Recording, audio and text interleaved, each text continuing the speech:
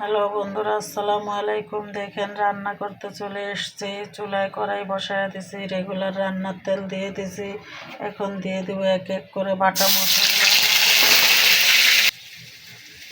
এবার দিয়ে দেব মরিচের গুঁড়া, হলুদের গুঁড়া, লবণ,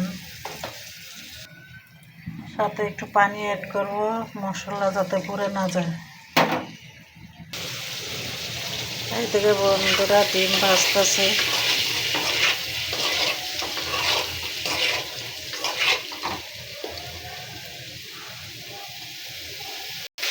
বন্ধুরা এবার আলুটাকে একটু ভেজে নিব, ডিমের সাথে যেহেতু দিব।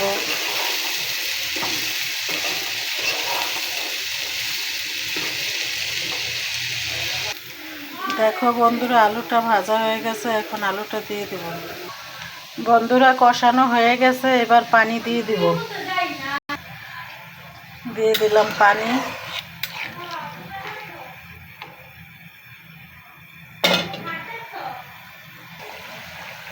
বন্ধুরা এবার দিয়ে দিব টমেটো। টমেটোর যেই দাম বেড়েছে, 200 টাকা কেজি।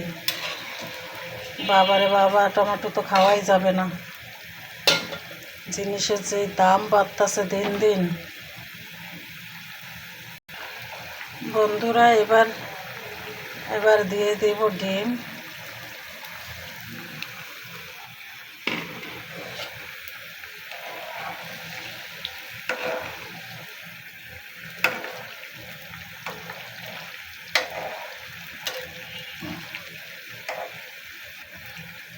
আমি একটু ঝোল ঝোল রাখবো, কেননা কিছুক্ষণ পরে আলু ঝোল খেয়ে ফেলবে, এই জন্য।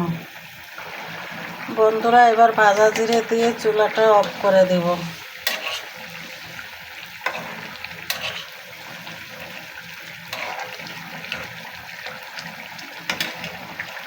বন্ধ করে দিলাম চুলা। বন্ধুরা দেখুন ফাইনালি অস্থির একটা কালার। এইভাবে বাসায় ট্রাই করে দেখবেন।